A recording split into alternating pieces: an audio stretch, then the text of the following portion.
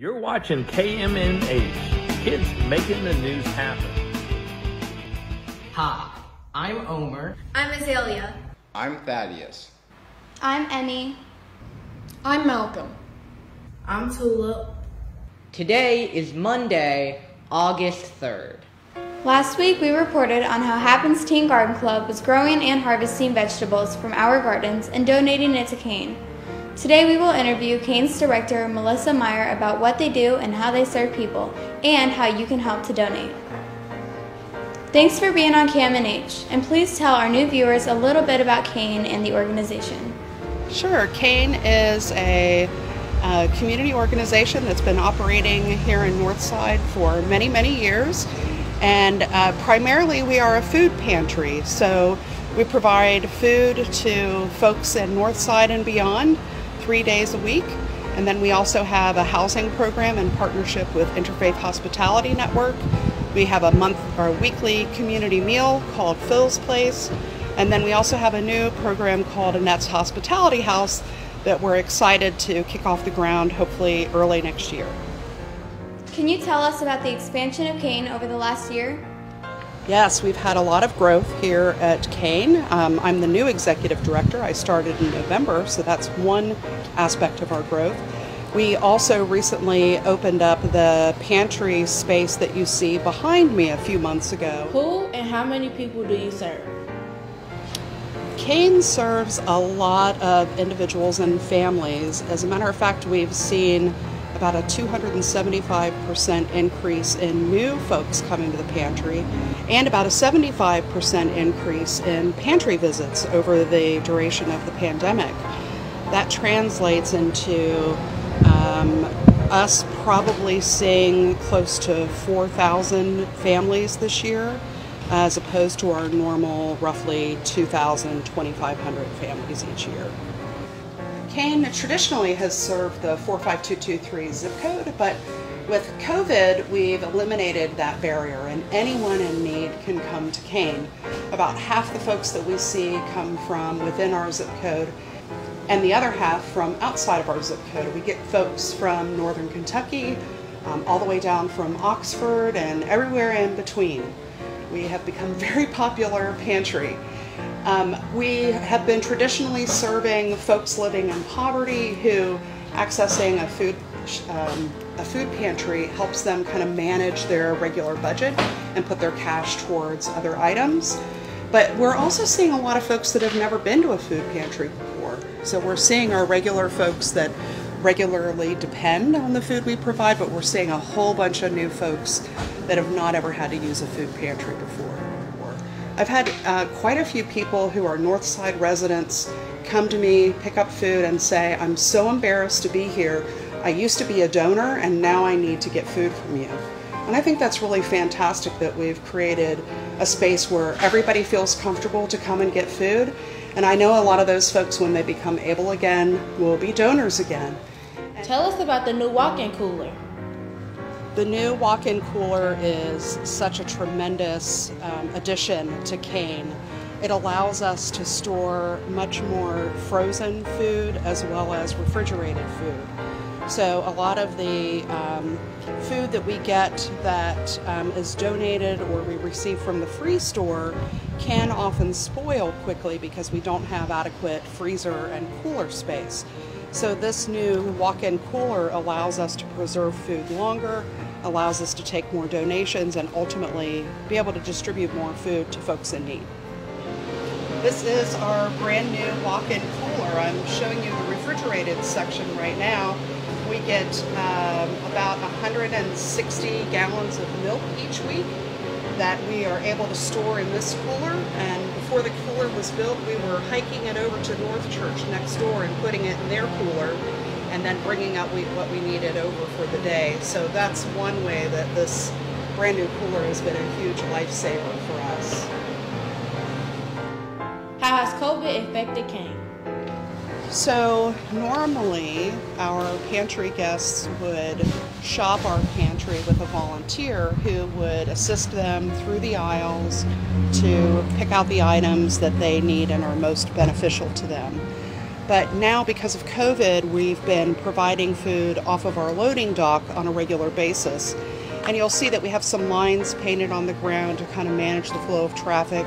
We provide a mask to everyone that comes on site to get food. We try to keep social distancing. The volunteers that we're using are all using masks. And we provide prepackaged food off of our dock, diapers, hygiene items. And then we also have an area of produce that they can select some items that they would like to have.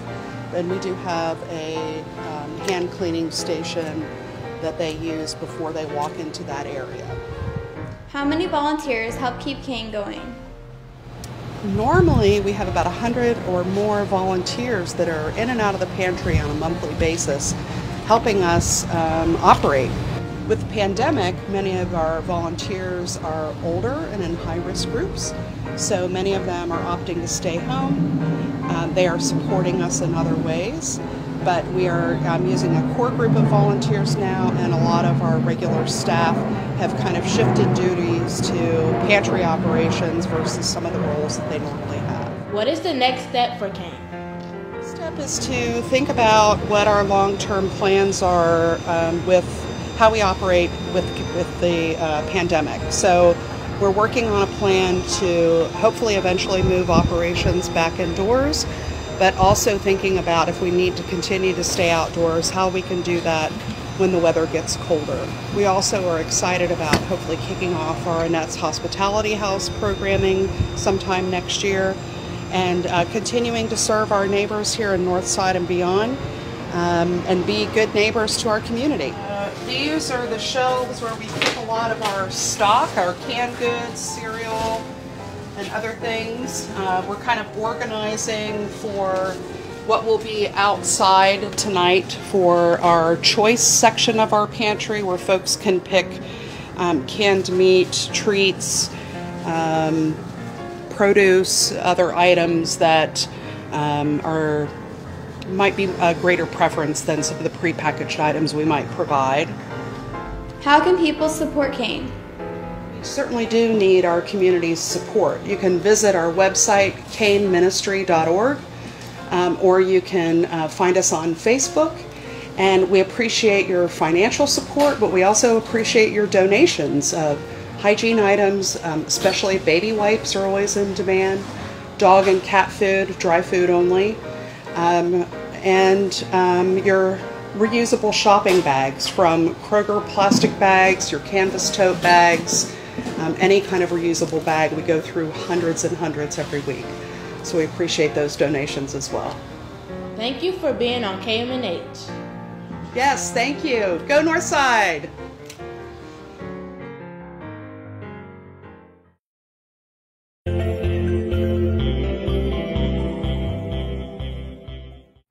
Today's word of the day is effectuate, spelled E-F-F-E-C-T-U-A-T-E. It is defined as to put into force or operation. Like many words, it has its origins from Latin. It's derived from effectuare, meaning cause to happen.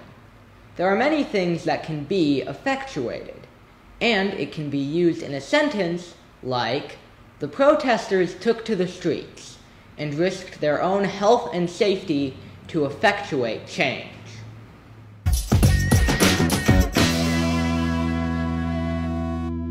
We reported on Hurricane Isaias last week, and now we have an updated report. The storm is expected to be upgraded to a Category 1 hurricane, with 70 miles per hour winds. It's expected to hit the Carolinas tonight. It will bring heavy rain to the East Coast between today and Thursday. So let's see this week's Cincinnati's forecast. Tonight expect scattered thunderstorms and 65 degrees. Tuesday is a high of 78 and a low of 57. Wednesday is sunny with a high of 79 and a low of 61. But that might all change when we watch the hurricane effect on the East Coast. Let's take a detailed look at today. Right now we have light winds from the southwest. Humidity is at 62%. And tomorrow's sunrise is at 6:40 a.m. I'm Tulip, and this is your KMNH weather report.